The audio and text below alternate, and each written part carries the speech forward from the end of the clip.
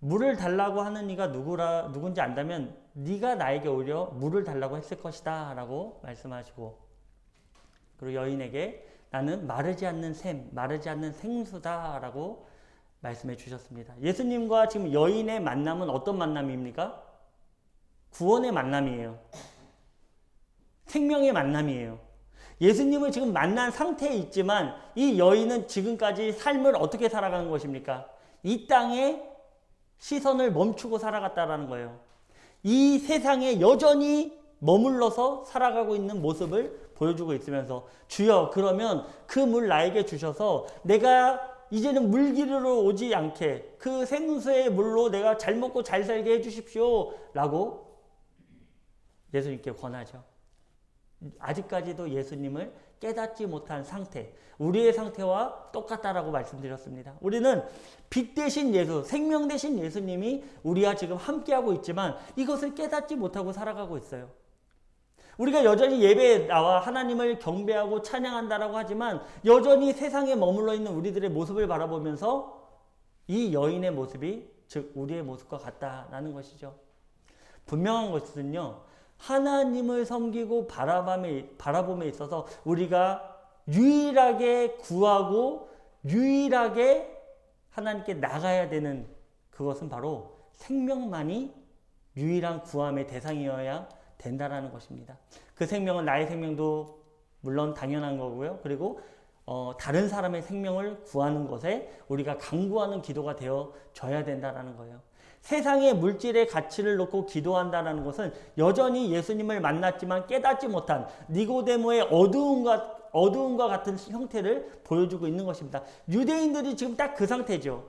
예수 그리스도가 유대인의 왕으로 오셨지만 지금 유대인들은 그 예수님을 깨달아 알고 있습니까? 예수님을 빛으로 깨닫고 있습니까? 그렇지 않아요. 예수님을 믿지 않습니다. 유대인들은 예수님을 믿지 않아요. 그렇죠? 오늘날 유대교는 예수님을 믿지 않습니다. 왜냐하면 아직도 예수님을 만났음에도 불구하고 어두운 가운데 그 영이 무지하게 되어 있기 때문입니다. 지금 여인의 상태가 그러했습니다. 그래서 예수님께서 오늘 본문에 뭐라고 말씀하십니까? 오늘 본문 15절입니다. 여자가 이르되 주여 그런 물을 내게 주사 목마르지도 않고 또 여기 물기르러 오지도 않게 하옵소서. 이르되 내가 가서 내 남편을 불러오라. 여자가 대답하여 이르되 나는 남편이 없나이다. 예수께서 이르시되 내가 남편이 없다는 말이 옳도다. 예수님께서 이제는 핵심을 건드리십니다. 우리 안에 아직 세상의 잔재들이 남아있고 죄성이 우리 가운데 남아있으면 예수님을 바라보지 못해요. 예수님을 온전하게 바라보지 못해요. 그래서 우리 안에 무엇을 끄집어내야 됩니까? 우리 안에 갖고 있는 무엇을 끄집어내야 예수님을 온전히 바라볼 수 있을까요? 우리 안에 마음속 깊숙한 곳에서부터 차오르는 죄성이 드러나야 돼요. 이 죄성을 내가 감추고 있으면서 예수님을 만나고자 한다는 것이 불가능하다는 거예요. 왜냐하면 하나님은 온전하시고 거룩하신 분이시기 때문에 우리의 죄성을 모두 하나님께 드러내지 않고서는 예수님을 온전히 바라볼 수 없다라는 것입니다. 그래서 예수님은 아직도 내가 생수의 강물이다. 내가 샘으로 솟아나는 물이다. 끊이지 않는 물이다. 라고 얘기했어도 깨닫지 못한 이 여인에게 예수님은 말씀해 주시는 것입니다. 너 네 남편을 데리고 와라. 핵심을 찌르는 거예요. 그래도 여인이 하는 말이 무엇입니까? 나는 남편이 없습니다. 주여 저는 남편이 없어요. 라고 했더니 예수님께서 이렇게 말씀하시죠. 18절입니다. 너에게 5 남편이 있었고 지금 있는 자도 내 남편이 아니니 내 말이 참되도다. 아멘. 그래 맞다. 네가 남편이 그동안 5명이 있었어. 그런데 5명이 다 너의 남편도 되지 못했고 지금 만나고 있는 이 사람 역시도 네 남편이 아니다.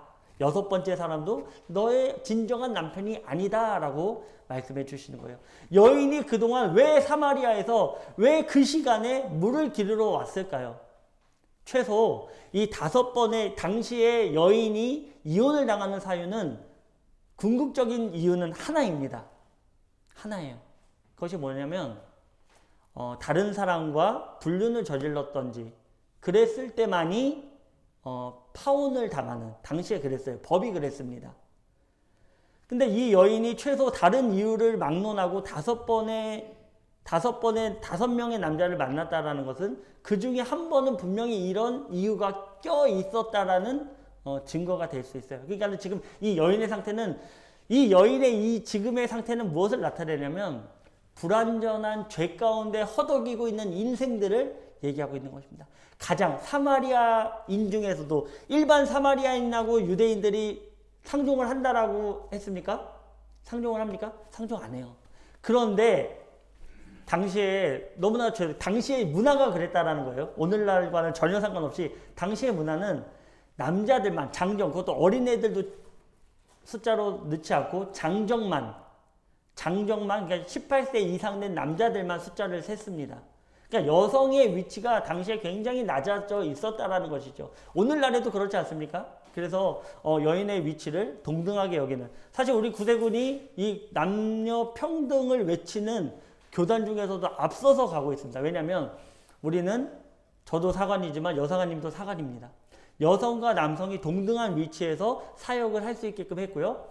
특별히 윌리엄 부스의 부인 되신 캐서린 부스가 먼저, 당시 영국 사회에서는 있을 수 없는 일이었지만 영국 사회에서 이 여성으로서 안수를 했던, 축도를 했던 여성이었습니다. 그러니까 이 구세군은 굉장히 남녀 평등에 대해 굉장히 외치는 그런 교단입니다. 뭐 어쨌든. 근데 당시에는 그랬다라는 거예요. 당시에는 이 여성의 위치가 굉장히 낮았는데, 심지어 이 여성 중에서도 죄인의 모습으로 가지고 있으면서 남 앞에 나서지 못하는 상태에 있었다라는 것이죠. 그 인물을, 그 대상을 지금 누가 만나준 겁니까? 예수님 만나주신 거예요. 그러니까 우리의 상태가 그랬다라는 거예요. 우리는요, 너무나 큰 죄인이에요. 우리가 지금 예배 나오고 있고, 앞에서 이렇게 강단에서 말씀을 전한다고 하고 있지만, 우리는 여전히 죄인이에요. 여전히 죄인이에요. 그래서 완전하지 못해요. 그러니 부족한 모습이 보이고, 그 부족한 모습으로 이 교회가 비난도 당하기도 합니다. 그러나 교회된 우리는 어떤 마음을 가져야 되냐? 바로 예수 그리스도의 마음을 가져야 된다는 거예요. 그 마음이 무엇입니까? 바로 이 여인을 찾아온 거예요. 이 죄인데 누구도 상종하지 않으려는 이 여인을 찾아온 예수님의 마음. 우리는 다 여인과 같습니다. 다 여인과 같은 거예요. 지금 이 사마리아 여인과 같은 존재입니다. 인간적으로 봤을 때는 죄인 중에 죄인, 괴수 중에 괴수입니다.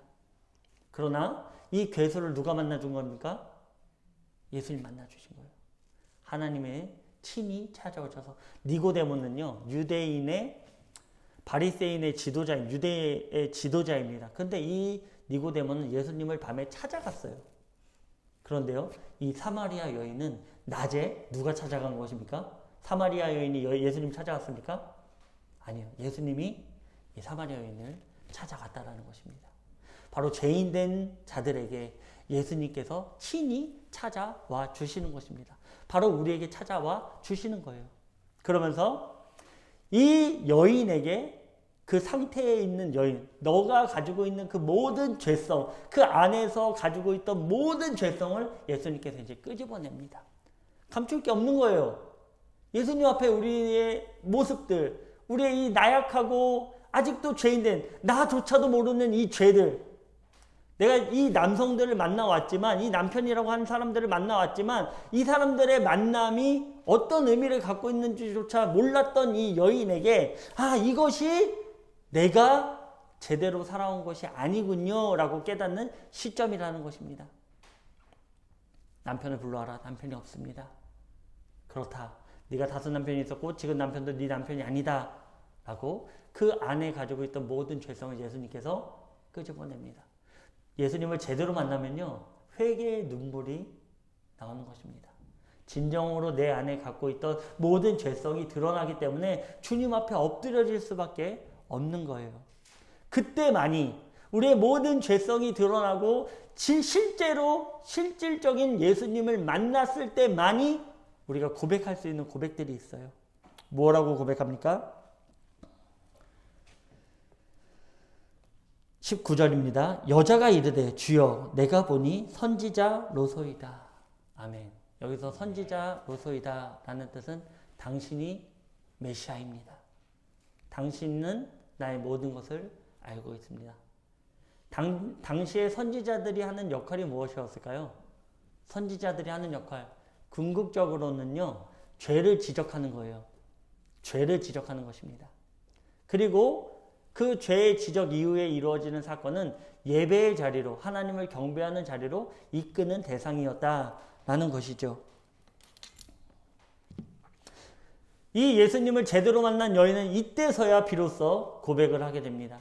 진정으로 만난 예수님 가운데 이 고백이 드려지고 있는 것입니다. 그러면서 20절입니다. 우리 조상들은 이 산에서 예배하였는데 당신들의 말은 예배할 곳이 예루살렘에 있다 하더이다. 예수께서 이르시되 여자여 내 말을 믿으라. 이 산에서도 말고 예루살렘에서도 말고 너희가 아버지께 예배할 때가 이르리라. 아멘.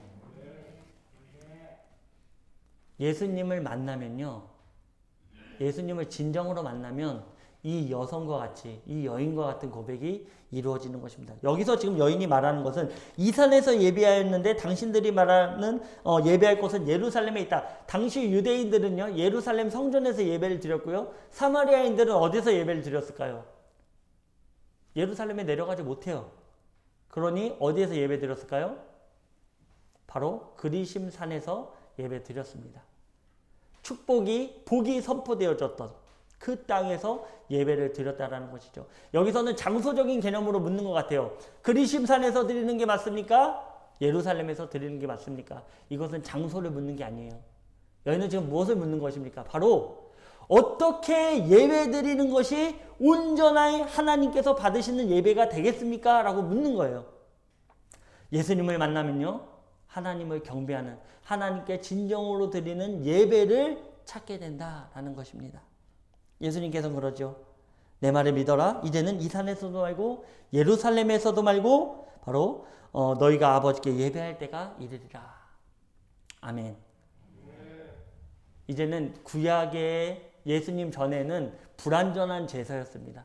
불완전한 예배였어요. 그러나 예수 그리스도께서 이 땅에 온전한 희생제물, 완전한 희생제물로 오심으로 말미암아 그 예배가 드디어 회복되었다. 그 예배가 진정으로 드려지는 예배가 되었다라고 말씀해 주시는 것입니다. 그리고 너희들이 내 이름으로 말미암아 죄사함을 받으면 이제는 여기서도 말고 저기서도 말고 어디에서 예배 드릴 수 있다라는 것입니까?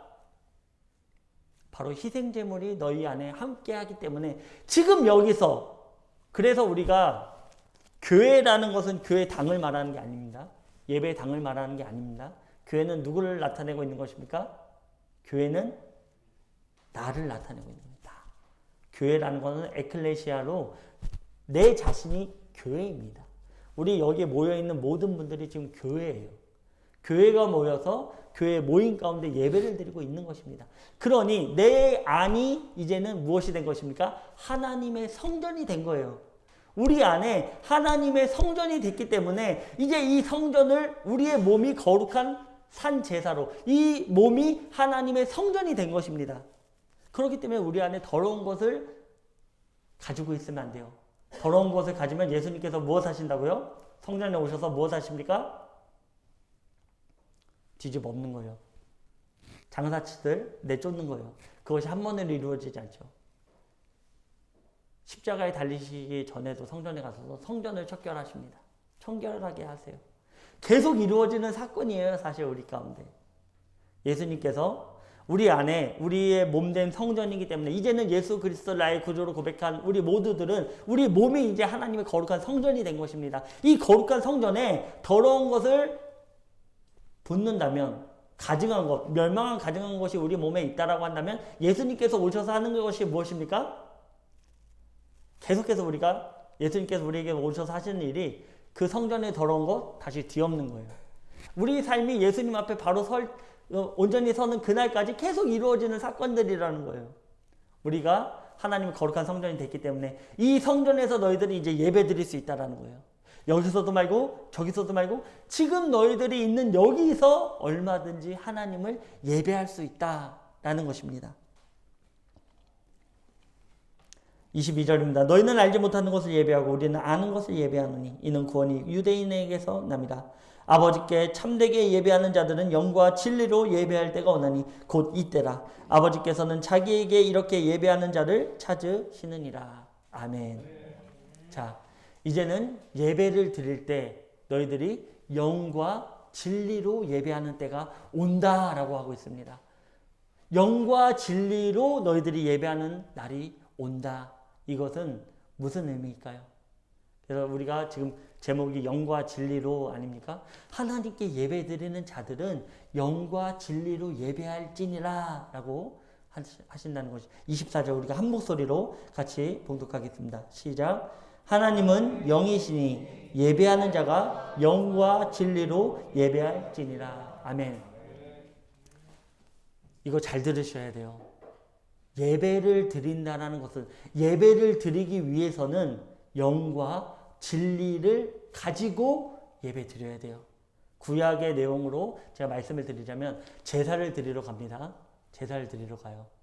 제사를 드리러 갈 때 무엇을 갖고 가죠? 예? 술이요? 희생 제물을 가져갑니다. 희생 제물을 가지고 가요. 그죠? 양을 대고 희생 제물, 나의 죄를 정케하는 희생 제물을 가지고 예배에 들어갑니다. 제사장들도 마찬가지예요. 대제사장들도 이 대속제일에 지성소로 들어가기 위해서는 제사함의 회개를 하고 들어가야 돼요. 대제사장들도. 왜냐? 이 지성소는 하나님의 임재가 있는 곳이기 때문에 죄사함이 없이 거기에 들어가면 어떻게 됩니까? 대제사장들도 들어가자마자 어떻게 될까요? 죽습니다. 죽어요. 그래서 당시에 방울을 메고 지성소로 들어갑니다. 딸랑딸랑 소리가 나지 않으면 어떻게 된 거죠? 이 대제사장이 딸랑딸랑 소리 나지 않으면 대제사장은 죽은 거예요. 그래서 밧줄로 끌어냅니다. 하나님께 나가기 위해서는 반드시 희생 제물이 필요한 거예요. 제사에 있어서 가장 중요한 것, 제사에 하나님께 나아가서 하나님께 예배드리고 하나님을 경배하기 위해서 반드시 필요한 것은 희생 제물이 필요하다는 거예요. 이 희생 제물, 나 대신 이 죄를 전가하지 않고는 하나님께 나아갈 수 없어요. 그 누구도 하나님께 나아갈 수 없습니다. 우리도 마찬가지죠. 희생 제물이 없이는 하나님께 나아갈 수 없어요. 그래서 24절에 예수님께서 말씀하신 것입니다. 하나님은 영이시니 예배하는 자가 영과 진리로 예배할지니라. 아멘. 너희들이 예배 나올 때 이제는 뭘 가지고 나와야 됩니까? 영과 진리, 성령님의 거듭남과 예수 그리스도의 보혈의 능력을 가지고 예배 드릴 수 있다는 거예요. 즉 예수님께서 지금 무엇이 되어 주신 것입니까? 우리의 희생 제물이 되어 주신 거예요. 구약처럼 우리가 하나님께 나가기 위해서 어린 양을 끌고 가거나 희생 제물을 끌고 갈 필요가 없습니다. 지금 우리가 하나님께 예배드릴 수 있는 이유는 무엇입니까? 예수 그리스도의 영과 진리를 가지고 가기 때문에 예수 그리스도의 보혈의 피를 의지하고 성령의 거듭남의 깨끗함을 가지고 하나님께 예배드릴 수 있다는 거예요. 그렇기 때문에 우리가 지금 예배드릴 수 있는 거예요. 우리가 이 자리에 죄인 된 우리가 이 자리에 앉아있을 수 있는 이유는 무엇입니까? 바로 예수님께서 우리의 희생 제물이 되어주셨기 때문입니다. 그렇기 때문에 너희들이 예배 드리는 자는 하나님께 예배를 드리고자 하는 자는 영과 진리를 가지고 오라 이거예요. 그것은 무엇입니까? 회개하는 영을 부여잡고 성령의 거듭남을 통해 하나님께 나오라는 것입니다. 그러니까 예배에서는요. 회복이 있어야 돼요. 죄사함이 있어야 됩니다. 예수 그리스도의 보혈의 능력이 날마다 선포되어지는 곳이 어디입니까? 바로 이 예배의 자리라는 거예요. 우리가 하나님께 나올 때 아무 의미 없이 나오는 것이 아닙니다. 예전에 이제 번역이 잘못됐기 때문에 신령과 진정으로 그러니까 어떤 자세적인 행위적인 부분으로 얘기할 때가 너무나도 많았죠. 그거 아닙니다. 물론 당연히 하나님께 나올 때 정갈하게 단정하게 하나님께 나오는 거 당연한 일입니다. 그런데 여기서 말하는 건 그 내용 아니라는 것이죠. 바로 너희들이 예배 나올 때 죄사함에 예수 그리스도의 보혈의 능력 부여잡고 성령의 거듭남을 통해서 하나님께 예배 드리라는 거예요. 우리가 이 모습이 우리 가운데 내재하여 있지 않는다면 하나님께서 예배를 받으시지 않으십니다. 왜냐? 제사에 있어서 희생제가 없이 어떻게 하나님께 나아갈 수 있겠습니까? 어떻게 하나님께 나아갈 수 있겠습니까? 그래서 우리가 이제 예배 드리러 올 때 무엇이 이루어져야 됩니까? 예수 그리스도의 보혈의 능력. 아, 저는 죄인이었습니다. 이 기쁨의 감사를 하나님께 가지고 나오는 거예요. 하나님, 저는 주님께 나올 수 있는 그런 대상이 아닙니다. 그러나 그 보혈의 능력과 성령의 거듭남을 통해 주님께 나오겠습니다. 영과 진리로 주님께 나오겠습니다. 이 고백이 바로 예배를 드리는 모습이라는 것입니다. 이것이 하나님께서 진정으로 받으시는 예배입니다. 그렇기 때문에 모든 다툼과 아쉬운 마음, 서운한 마음, 그 모든 것들도 우리가 내려놓고 와야 된다는 거예요. 그래서 예수님께서 말씀하시죠. 너희들이 예물 드리러 왔다가 형제와 다툰 것이 생각나거든 예물을 내려놓고 그 형제와 화친한 후에 다시 와서 예배 드려라. 자, 저도 경험이 많은데요. 아침에 어머니와 싸웠습니다. 그런데 주일날 그 아침에 싸우고 예배에 와가지고 예배 드릴 수 있습니까? 예배 잘 드려집니까? 자녀랑 싸웠습니다. 자녀랑 싸웠어요. 와서 예배 잘 드려집니까? 부부간에 싸웠어요. 예배 잘 드려집니까? 안 드려져요. 그게 원리예요. 다툼이 있으면 교회 안에서도 오늘날 그런 일들 굉장히 많죠. 교회 안에서도 서로 당파를 나눠서 서로 싸우는 교회들 너무 많아요. 3파, 2파, 3파, 4파 엄청나게 많아요. 이런 가운데 예배가 온전히 드려지겠습니까? 예배 못 드려요. 자, 예수님께서요, 이 사마리아 여인을 만날 때 인간적인 모습을 보여주세요. 그죠? 인간적인 모습 보여주십니다. 우리 같이 볼까요? 6절에, 4장 6절에 거기 또 야곱의 우물이 있더라. 예수께서 길 가시다가 피곤하여 우물 곁에 그대로 앉으시니. 자, 예수님의 인성을 제대로 보여주고 있어요. 인간됨. 예수님도 피곤하셨다라는 거예요. 예수님께서 피곤하셨어요. 그러니까 인간으로서는 사마리아인들과 화친할 수 있습니까? 없습니까? 유대인의 남자로서, 인간으로서 사마리아 여인과 화친할 수 없어요. 대화할 수 없어요. 그런데 예수님께서는 그 완전한 인간, 인성을 가지고 있으면서도 먼저 무엇을 한 겁니까? 먼저 사마리아 여인에게 손 내민 거예요. 교회가 그래야 됩니다. 내가 그래야 돼요. 내가 잘못한 게 없는데요. 분명히 서로 잘못한 게 있기 때문에 다툼이 있는 것입니다. 그래서 교회가 화친하지 않고는 하나님께 예배 드릴 수 없어요. 누군가에 대한 미움을 가지고 있으면서 예배 드릴 수 없어요. 예배 드린다라는 착각을 할 수 있습니다. 그런데 예배 드릴 수 없어요.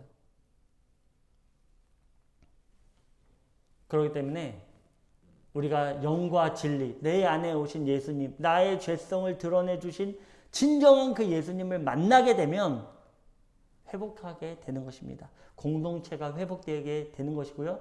나의 눈이 저 원수 같은 인간, 집에 들어가면 원수 한 명씩 꼭 있죠. 그죠? 저 원수 같은 인간. 그래도 그 눈빛이 바뀌어서 이해하고 관용하고 사랑하는 대상으로 변화된다라는 거예요. 왜? 내가 괴수 중에 괴수니까. 회복이 없이는 예배가 되지 않아요. 교회 안에 진정으로 기쁨과 감사, 회복이 없으면 하나님께 예배 드릴 수 없어요. 저 대상이 잘못한 건데요. 그래도 예배 드릴 수 없어요. 받으시지 않으세요. 말라기서에서도, 말라기 2장에서도 그러죠. 누가 저 성전문을 닫아줬으면 좋겠다. 이제는 너희들이 아무 의미 없이 뜰만 밟고 가는 이 예배, 너희들은 스스로를 깨닫지 못한다는 거예요. 나 오늘 주일날 예배 나왔으니까 나 예배 드렸어. 땡. 그거라도 못하게 저 성전문 닫아놓으라. 누가 좀 잠궈줬으면 좋겠대요. 하나님께서. 그거라도 못 느끼게. 나 오늘 예배 못 드렸구나. 내가 온전한 회복이 없었기 때문에 하나님께서 저 문을 열어주시지 않았구나라도 깨달을 수 있도록 누가 저 문 좀 닫아줬으면 좋겠다라고 말라기서 2장에도 기록하고 있고요. 하나님께서도 스가랴서 7장에도 말씀하시는 건 무엇입니까? 내가 너희들에게 말하고 또 말하고 또 말을 했는데 너희들이 듣지 않았기 때문에 이제 너희들이 나한테 말하고 또 말해도 내가 너희들의 말을 듣지 않겠다라고 하나님께서 말씀해 주셨다라는 것이죠. 예배 가운데 온전히 회복이 있길 원합니다. 예배 가운데 온전히 하나님의 영을 부여잡고 아버지께 나오시길 바랍니다. 아멘. 자, 그렇게 되니 이제는 이 여인이 어떤 일을 감당하게 되는지 우리 잠깐 보겠습니다. 25절입니다. 여자가 이르되 메시아 곧 그리스도라 하는 이가 오실 줄을 내가 아노니 그가 오시면 모든 것을 우리에게 알려주시리이다. 예수께서 이르시되 내가 말하는 내가 그라 하시니라. 아멘. 예수님을 만나는 자들은 깨닫게 된다는 것이죠. 예수님이 메시아가 오신다라고 들었습니다. 그분을 만나게 된다라고, 그분이 회복시켜 주신다고 하셨습니다 라고 했을 때 예수님께서는 지금 네가 깨달았지? 이 여인에게 얘기해 주는 거예요. 네가 이제서야 깨달았구나. 네가 이제서야 깨달았구나. 깨달은 걸 보니까 이제 내가 메시아로 보이는구나 라고 반문해서 말씀해 주시는 거예요. 내가 바로 그다. 에고 에이미, 굉장히 무서운 말. 이 말 한마디 때문에 예수님께서 십자가에 달리신 것입니다. 내가 지금 누구다 라고 얘기하는 것입니까? 내가 지금 하나님이다 라고 얘기하는 거예요. 이 말 때문에 유대인들이 신성 모독이라 해서 예수님을 십자가에 못 박혀 돌아가게 하셨죠. 그런데요, 예수님을 제대로 만난 사람은 바로 이 예수님이 보인다는 거예요. 아, 나의 메시아구나. 나를 제대로 만난 자들의 고백은 내가 보인다라는 거예요. 이제서야 내가 누군지가 보이는구나. 이제서야. 그동안 몇십 년 동안 나를 깨닫지 못하고 말씀으로도 듣고 네가 이때에는 메시아가 온다라는 이 얘기도 들을 정도로 열심히 했던 네가 이제서야 나를 제대로 만났구나. 우리는 그렇기 때문에 아무 의미 없이 신앙생활을 해서는 절대로 안 된다는 거예요. 예수님을 만나는 시간이 우리에게 반드시 필요합니다. 예수님 만나야 돼요. 그래야 이 예수님이 나의 구세주군요. 나의 주님 되시군요. 27절입니다. 이때 제자들이 돌아와서 예수께서 여자와 말씀하시는 것을 이상히 여겼으나 무엇을 구하시나이까 어찌하여 그와 말씀하시나이까 묻는 자가 없더라. 여자가 물동이를 버려두고 동네로 들어가서 사람들에게 이르되 내가 행한 모든 일을 내가 말한 사람을 와서 보라. 이는 그리스도가 아니냐 하니. 아멘. 자, 여인들이 지금 옵니다. 여인들이 와요. 그 제자들이 옵니다. 제자들이 왔는데 제자들이 이것을 이상하게 여기고 왜 이 여인과 말하는지도 깨닫지 못하고 있습니다. 지금 예수님하고 동행하는 제자들의 상태도 지금 예수님을 만나기 직전에 사마리아 여인과 똑같다는 거예요. 지금 예수님과 동행하여 돌아다니고 있지만 기적과 이사는 바라봤지만 예수님이 어떤 분이신지를 제대로 깨닫지 못하고 있는 이 제자들의 무지함 또한 보여주고 있는 거예요. 상반돼서 보여주고 있는 것이죠. 그런데 이제 예수님을 제대로 만난 이 여인이 지금 무엇을 합니까? 물덩이를 버려두고 누구에게로 갑니까? 자신들이 피하던 사마리아 성읍 사람들, 수가성 사람들을 만나러 갑니다. 그리고 무엇을 합니까? 내가 메시아를 만났다. 전하게 된다는 거예요. 그동안 생명줄로 여기던 이 물덩이를 버려두고 이 세상의 가치를 버려두고 6명의 불완전한 남편을 버려두고 완전하신 7번째 대신 7이라는 숫자는 완전한 숫자입니다. 완전하신 예수 그리스도를 만난 이 여인이 이제 세상의 가치를 버려두고 예수 그리스도의 증인된 삶으로 나가게 되었다라는 것입니다. 예수님을 만난 자들은요, 이런 변화가 이루어집니다. 세상의 가치가 최고로 여겼지만 이제 그 가치를 내려놓고 생명 대신 우리의 구원자 대신 그 가치를 부여잡고 살아가게 된다는 거예요. 그때부터는 하나님께서 일하시는데요. 어떻게 일하실까요? 너희는 무엇을 먹을까? 무엇을 입을까? 걱정하지 말아라. 내가 너희들이 필요한 것을 이미 알고 있다라는 것입니다. 그때는 이제 하나님의 백성, 주님의 백성이 됐기 때문에 오늘날의 세상과 다릅니다. 하나님의 백성이 된 자들은 하나님께서 먹이시고 입히십니다. 필요한 거 다 알고 계세요. 내일 모레 어떤 계약이 있고 내일 모레 승진시험이 있고 합격이 있고 다 알고 계세요. 다 알고 계세요. 그러니 그거 구하지 말고 그의 나라와 의, 하나님의 나라와 의, 지금 여인이 이 모습을 가지고 가는 것입니다. 물동이 세상의 가치를 내려놓고 하나님의 나라와 의를 강구하기 위해 사마리아 성으로 나가는 거예요. 무엇이 있습니까? 지금 제가 아까 예배 드릴 때 무엇이 있어야 된다 그랬죠? 회복, 관계에 대한 회복. 지금 이 여인은요, 이 사마리아 수가성의 이 사람들과는 상종도 하지 않아서 못했죠, 오히려. 그런데 지금 오히려 자신이 먼저 가서 손을 내밀고 회복하는 거예요. 관계의 회복을 가져오고요. 그리고 나서 예수님을 전하는 것입니다. 그랬더니 이 사람들도 놀라는 거예요. 아니 이 여인이? 아니 어떻게 이 여인이? 그래서 이 수가성의 사람들이 예수님을 믿게 됩니다. 예수님을 믿게 돼요. 제가 잠깐 읽어드리겠습니다. 39절입니다. 여자의 말이 내가 행한 모든 것을 그가 내게 말하였다 증언하였으므로 그 동네 중에 많은 사마리아인이 예수를 믿는지라. 사마리아인들이 예수께 와서 자기들과 함께 유하시기를 청하니 거기서 이틀을 유하심에 예수의 말씀으로 말미암아 믿는 자가 더욱 많아. 그 여자에게 말하되 이제 우리가 믿는 것은 내 말로 인함이 아니니 이는 우리가 친히 듣고 그가 참으로 세상의 구주신 줄 알미라 하였더라. 아멘. 그렇습니다.